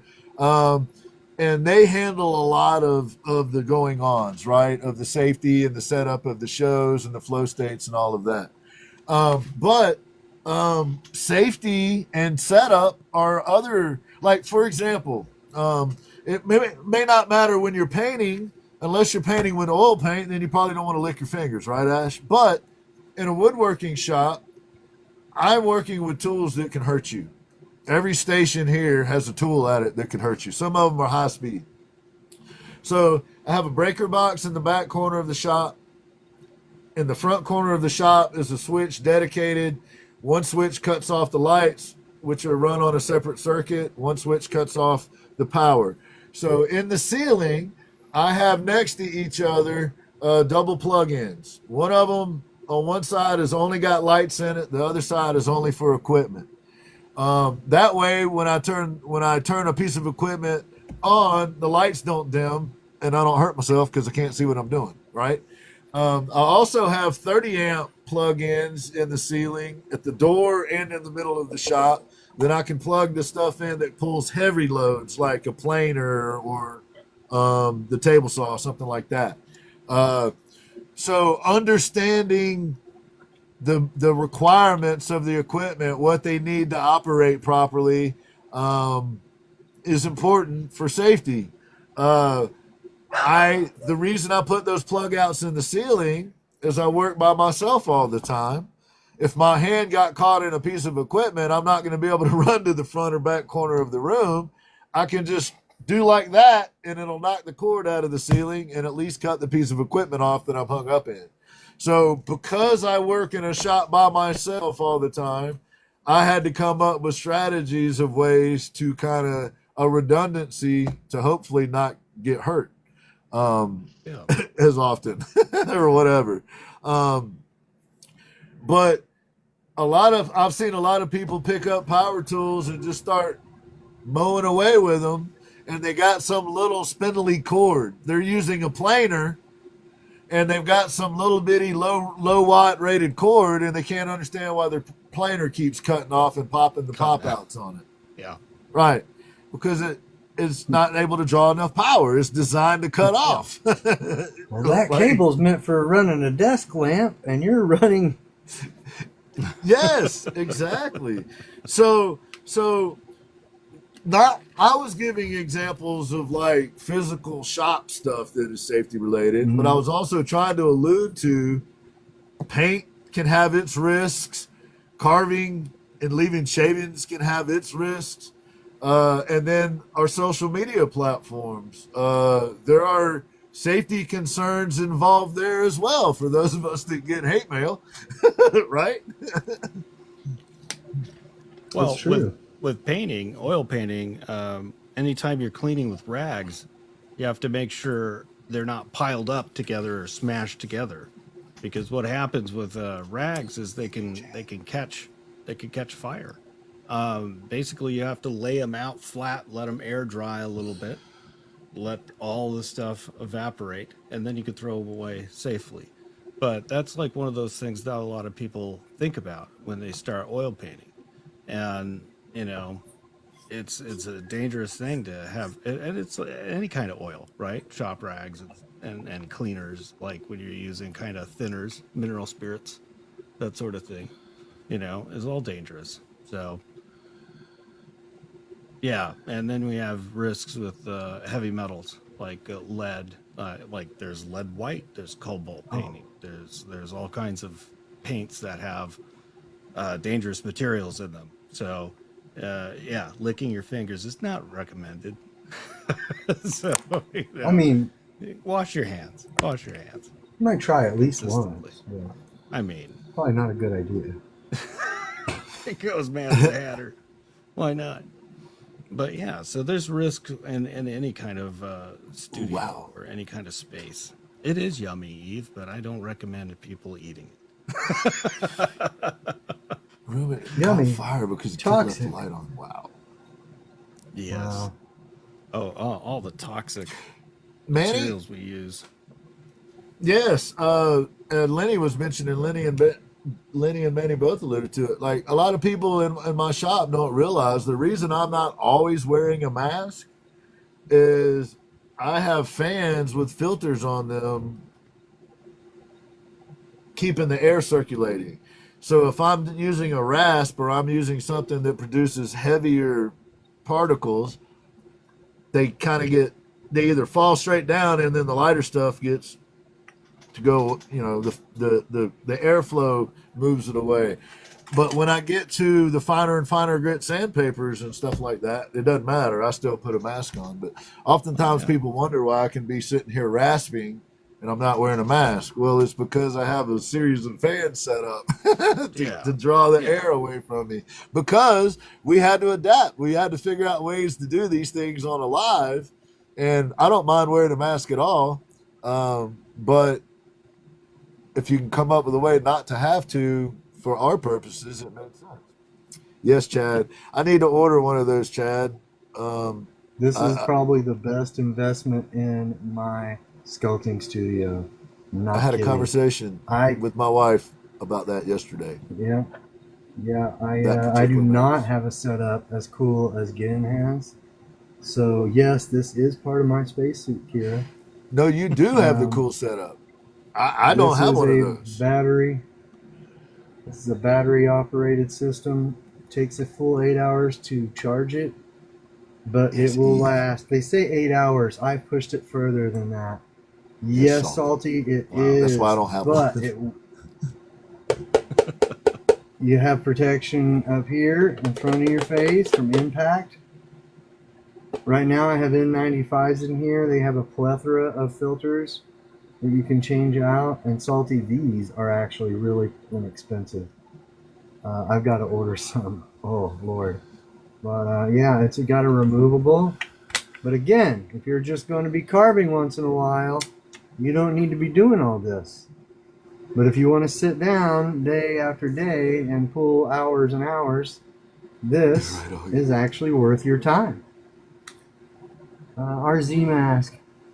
Yeah, Tic Tac. Yeah, Tic Tac. I have an RZ mask as well. That was my in between. Look at that. There you go. That I have an RZ mask that I do break out once in a while. That was my go between just like a normal dust filter mask, and then I moved up to the RZs. And then I got a smoking deal on this, guys. Like, I don't buy anything at normal price. I'm a deal hunter. But it was still crazy expensive. But again, if you don't have a big exhaust situation set up and you need to be working for hours, this is something you might want to look at. I am not an affiliate or sponsored by or anything by this company. I just really appreciate this power cap. Here's a cheaper version of what by- Chad has, but it doesn't have the positive airflow battery and all that. And Yeah. I don't ever wear this because it fogs up and I can't see out of it, which is why you need one like Chad has. Yeah, and this is also cool, like, all of you non-bearded folks, it's okay, nobody's perfect. it works for you just perfect too. But if you have a big beard, the way that this seals across the bottom, man, so awesome. Beard goes right up in there, gets out of the way. You don't get it caught in 30,000 RPM rotary tools. Yeah. Yeah, you guys were talking about solvents and stuff. That's part of the artist's arsenal right there. It's like solvents and mediums and that sort of thing. And this is like, keep it away from children, keep it away from pets. If swallowed, call poison control. I mean, these are things you have to worry about. Don't light a match around this stuff. Yeah. It's like some people get careless when they're, having a light. Yeah. And it's not smart around rags and solvents and that sort of thing. So, and as an ex-smoker, I understand that. I walked outside and was like, and once in a while you could just get kind of like, it's not that big of a deal. No, it is. Get outside and because you don't want to burn your house down. So, but that's why inks are so much better. Not gonna poison myself with those or burn my house down. Yes, actually, Laura, I do. I have one of those fireproof cabinets that all the paints and chemicals and all that are in because my shop is the basement of my home. I have to be doubly careful. That's why all the fans and the filters, because my wife sleeps upstairs and the air conditioner is down here. So when it kicks on, the air that is sucked up to go into my house comes from my shop. So I'm really careful about filtering it. Yeah. Dude, back in the day, to be an artist, you basically had to be a chemist, right? What up, Dirty? Oh, yeah. Dirty had a fire. Rebuilding a carburetor. Oh man, carburetor cleaner. That's really flammable. Well, that's some considering risky that's the stuff stuff there. That's the piece of equipment that turns it into a more burnable mist. Yeah. Let's break down these particulates here. But I mean,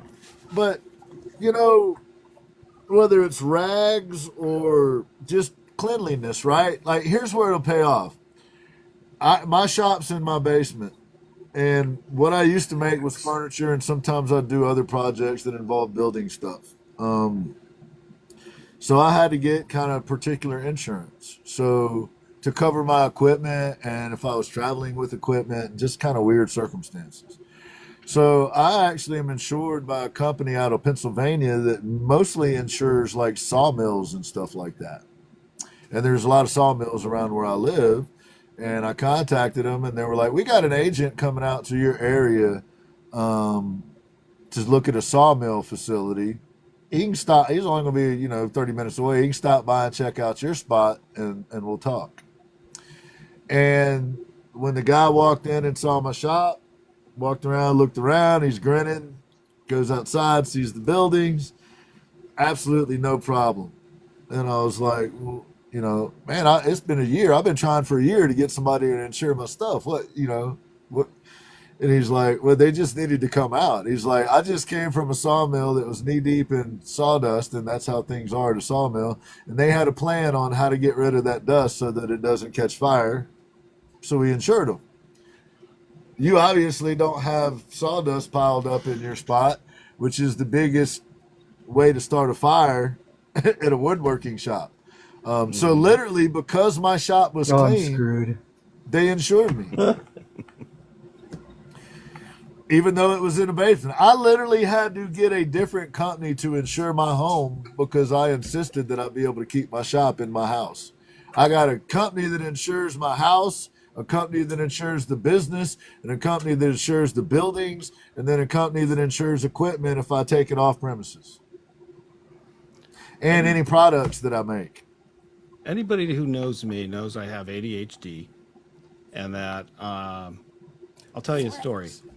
Yes. I had a younger artist that had a very high opinion of the fact that every studio needs to be meticulous. Every studio with any kind of good artist has to have everything just so. And if he doesn't have his stuff meticulous and just so, then he doesn't respect the craft and he can't be any good. And I had him up to my house and we were hanging out. We were, having some beverages and stuff. And I said, I'll show you my studio. And he came upstairs and he was talking about my artwork on the walls and how much he loved these pieces and how amazing they are. And then he walked around the corner and saw my studio was a complete disaster. It was just paints everywhere, paint on the floor, whatever, garbage just piled up into a corner, that sort of thing, because I was busy and I'm just throwing my stuff. And all the safety stuff is put up, but like the place was a mess. And he just looked at me and went, "How do you make art like you do?" And I went, "Because we're all different. We all make art different and we all think differently and we all work differently." Right, baby. And, and it shows. It shows. My art can be chaotic. And I think the chaos comes from who I am. And his was very clean lined and perfect. And that's who he is. And we need both of those. We need both of those in the world. And, that to me is my brain in a room. And it is a mess at times. So, yeah. But you pointed out, though, you even in that, you found ways to organize that chaos. And here's what I mean. You and I had a discussion last night about, like, I've had people come in and mention me leaving planes laying blade side down on the tabletops here. Yeah. And old school woodworker, yes. And if I'm in somebody else's woodworking shop, I would lay their planes down on their sides. The reason I don't in my shop is I built the table. This table that I work off of has wax paper on it so I can write on it, and I can think, and I can draw out stuff. And it's also, that wax paper is on top of marine grain plywood, which is made out of pine. So I like to have workstations in my shop. I'm limited on space, so I'll have tools out for one area. I'll do one part of a job, and then I'll have another area with different tools out. Usually those are sharp. So if you've got a plane laying on its side, you can easily come across the blade and cut yourself. Mm-hmm. Whereas if it's laying flat down on the top of the table, that's not a possibility. So actually, I designed a tabletop that would allow me to lay my planes down flat so that I didn't have to worry about brushing up against them and cutting myself because I'm limited on space. Yeah. And when they're stored flat side down in a wooden box with soft wood under them. I also have an entire wall full of sharpening devices because I keep my stuff very, very, very sharp. So the guy complaining about me leaving my plane face down and dulling the blade probably doesn't have as sharp a blades as I have when mine are dull, when I consider mine to be dull. So in your chaos, you pointed out to me that the razor blades and the scribes and the stuff that'll poke holes in you is put away. What's left is the paint and the paper towel or the whatever from the actual act of the painting, right? Yeah. So you found a way to manage what works for you, and that was the chaos. Yeah. And that was the point that you were making to that illustrious individual that had an epiphany on that day. Is that as long as you have a strategy for how to manage what works for you, that's what we're advocating for. You don't have to be a clean freak.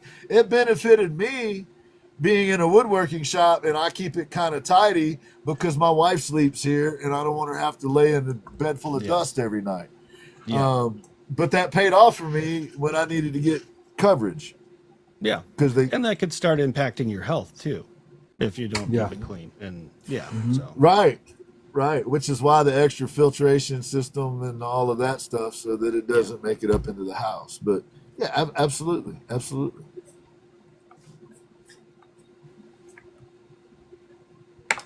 Me, on the other hand, heard that, Augie. Heard that. I'm more like a pilot. I'll pilot over here and I'll pilot over there.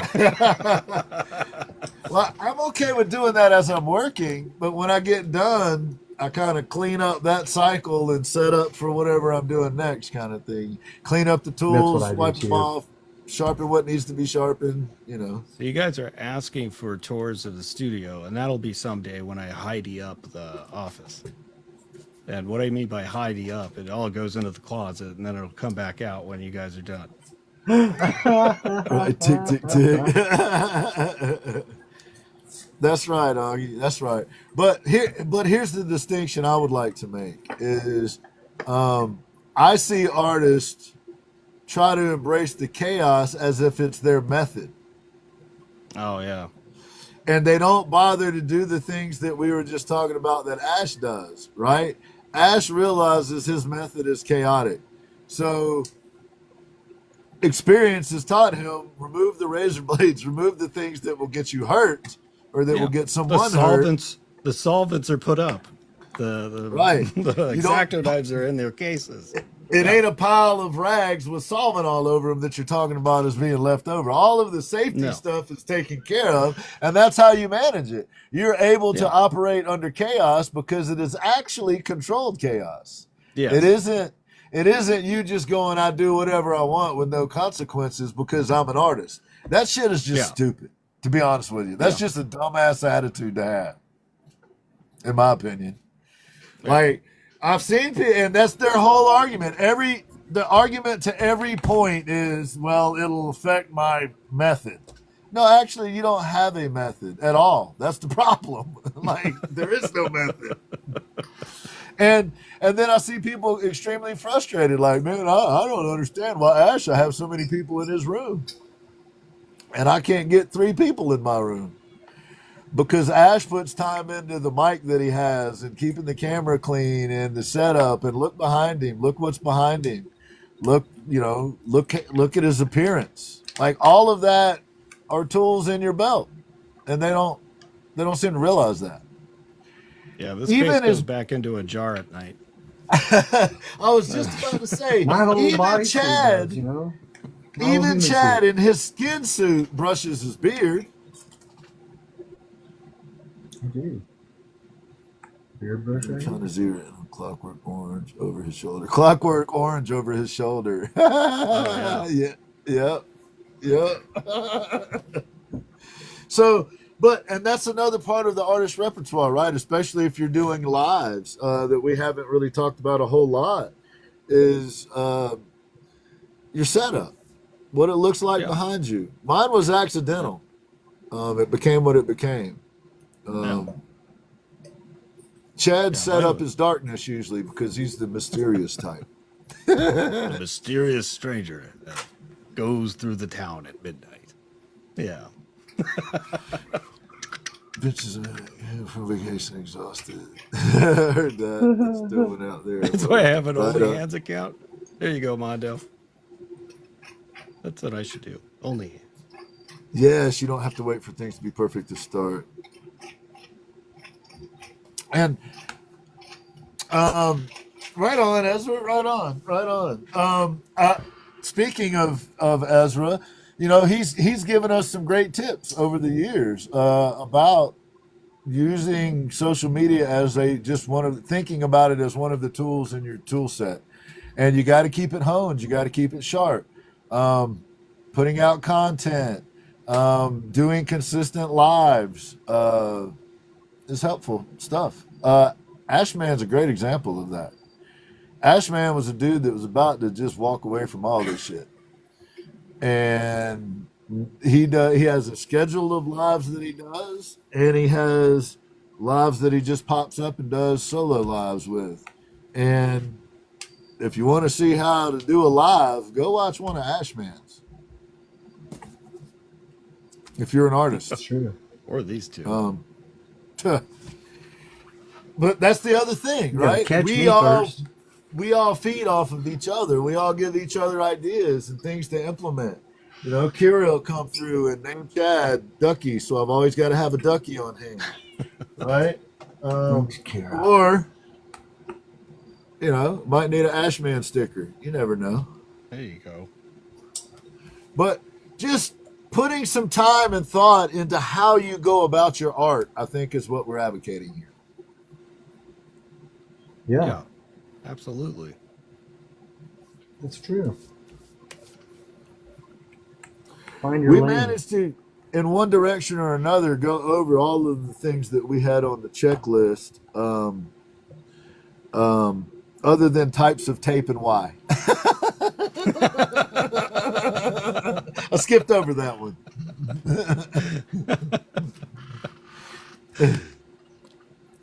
I like that kind that only sticks to itself. Yeah. That's good. Yes. That's great Yes. stuff, especially when you're frustrated. Yes. Only. Hey, Harold, how are you, sir? Good to see you, man. Whatever. Hey, Harold. Duct tape fixes a lot of things. Well, It does. Silence is golden, but duct tape is silver. this is just some of it. Different types. Oh my. And it's because they all have their own purpose. This, for example, is barely sticky. It's for putting over the cover of guitar bodies that have already been painted and, you know, like antiques or whatever, so that you don't scratch them up when you're working on them, but it don't pull the paint off when you remove it. It's barely sticky. You're right, Eve. That box is so big, it could be its own show. Something. I think, damn, why don't I have that tape? Right, Augie? Right? 2 weeks from now, episode tape in its many uses and sizes, color, shapes, smells, and tastes. So if there are any ideas for shows that y'all would like suggestions, to have us talk about, please drop them in the chat.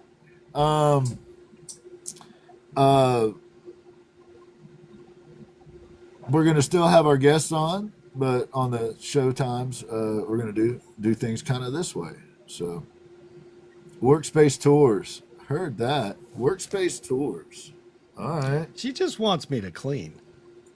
I was about to say, I think HR might be on your schedule this ass, just Jack. HR's like, you need to clean up your pigsty. Love to see the show where y'all tackle the same subject with different mediums. sure. Pretty cool. Nuggets! What's up, Nuggets? Mama T. So yeah, right now we got a running list that includes loss, accountability, problem-solving skills, types of bias, sources of inspiration, good and bad, success, imposter that's a good syndrome, burnout, art block, aliens, manipulations like media stuff, government stuff, advertising, whatever. Alien manipulations? Yes, scams and spams, compassion, the myth of the quick fix, or the myth of the quick artist, equipment, tools we did today, shipping, packaging, storage, organization, that's a whole thing into itself, sustainability. Sustainability ain't just about like only using certain products. Sustainability has to do with keeping a business open, sustaining yourself as a business, as a functional operating business. Tick, tick, tick slide says, yeah, times we almost gave up. That's a Yeah, good one. I was waiting to bring that Times one we up. almost And gave then up. Right on. There's a few Eve's- of those. Eve's asking for demonstrations, like, you know, somebody to come up and do demonstrations. Okay. Augie, we are kind of doing that with the guitars already because Ginn, our master builder here, is collaborating with not only Ash and I, but several other people that in our crew. And you will be able to see all of us working on those guitars in different parts of the country at the same time. Yep. And in other countries as well, I believe. But And Augie, Nice. everybody that's Oh, working nice. on this first batch of guitars this will pass through them, and that's what they're going to do with this, is that exact thing. Each one of them is going to put a little bit of art. Probably Chad's part will be carved, but the rest of it will be artists. All the artists that are collaborating on the first batch Nice. will be on the paddle. yeah. Severed's one of them. Tick, it's time to start painting again, my friend. Selling advice on doing getting started. Wait, what was that? Getting started selling and advice on doing commission works. We talk about that a lot. Yes. Selling and commission. We have, all three of us have some very, very stringent rules that almost eliminate all commission work. What It's about very difficult. what about an episode on Is Mondo Jeff Goldblum? Is Mondo Jeff Goldblum? I got that. Yes, I believe so. We don't need a whole episode. I already know that Mondo is in fact Jeff Goldblum. Oh man! And Don't blow he the is mystery also for not me. just he's not just Goldblum, but he is the Goldblum that voices Shaggy from Scooby Doo. Huh? Zoinks! What's up, Mondo? Yes, he is. There's some Mondo artwork on that wall right over there as well.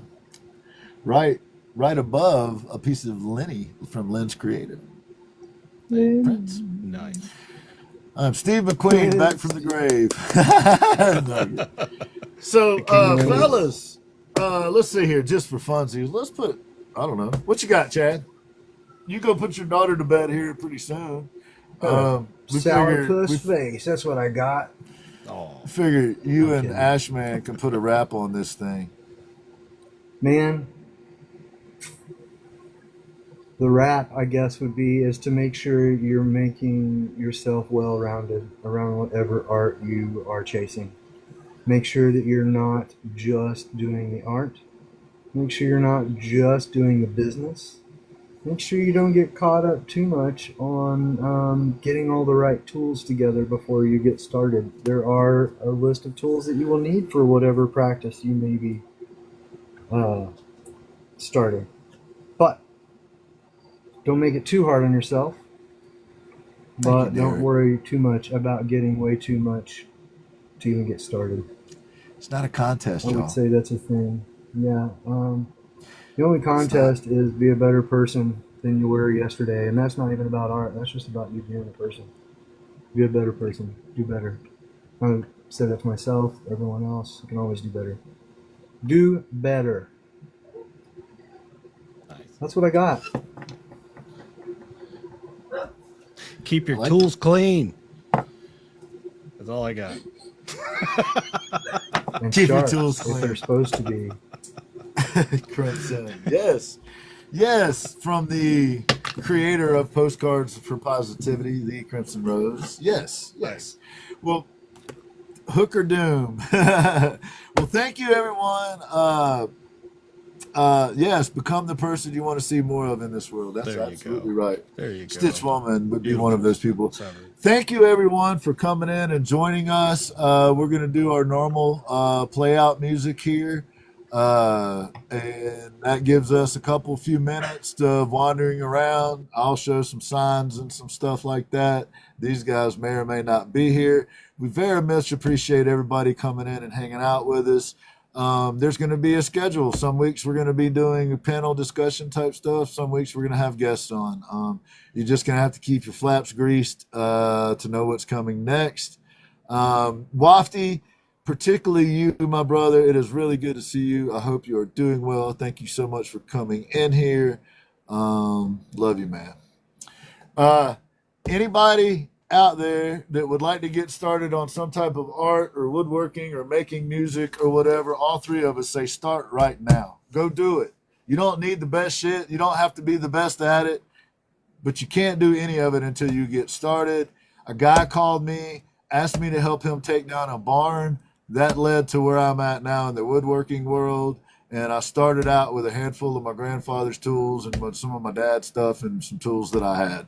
And now every day I get to do something that I absolutely love for a living with people that I adore. So it all started because I just found something I really enjoyed doing and tried to get good at it. Yep. Quit waiting. Run, jump, swim. Get to your happy place. Absolutely. That's right, Chuck. That's right. Thank y'all, everybody. We appreciate you. Thank you to Black Country Guitarists for making us a theme song for the show, y'all.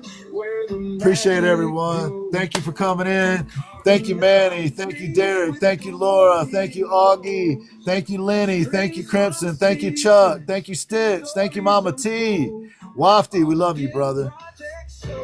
Severed, appreciate you. Chuck Franklin. And I hope we got most of you.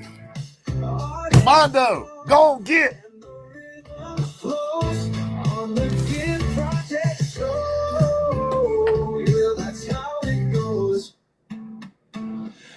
stardust dances a smoky tune, shaping the heart of a six-stringed moon. Ezra said he enjoyed the episode, y'all. Every note moves. You can hear the grain. We love you, Ezra. Through the hands of a man down a winding path. That's a show coming soon. Ezra's going to be on. We're going to do a show about agencies. Builds guitars, makes the music speak. Artists come and the rhythm flows on the Ginn Project Show. Yeah, that's how it goes. His hands are callous, his mind's a spark, turning wood into lightning, striking the dark, and the artists they come, they lay their scars to the hum of his handmade stars.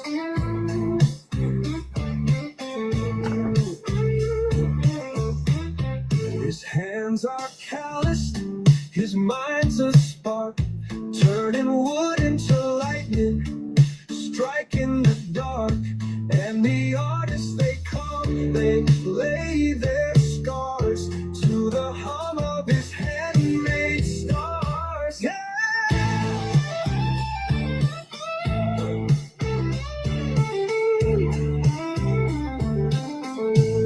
His hands are calloused, his mind's a spark, turning wood into lightning, striking the dark, and the artists they come, they lay their scars to the hum of his handmade stars. That's how it goes.